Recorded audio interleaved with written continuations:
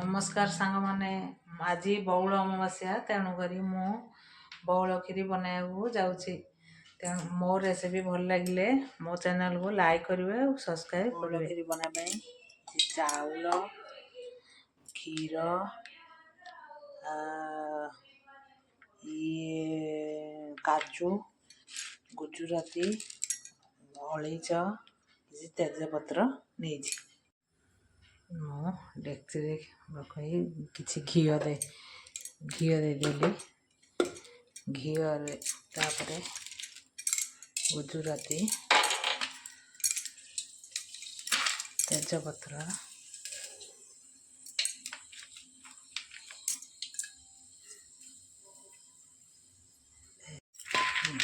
देला काजू देदेबा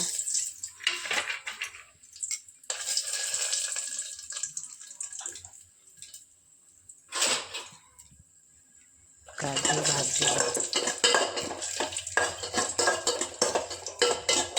ऐसा खीर देना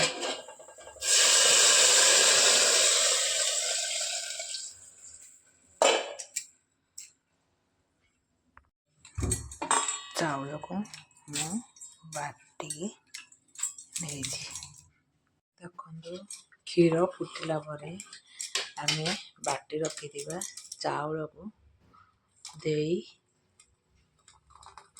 देवा घाटिबा आम किसी चीनी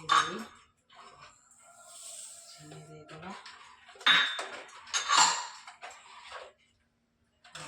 किसी गुजराती को गुंड कर देदेबा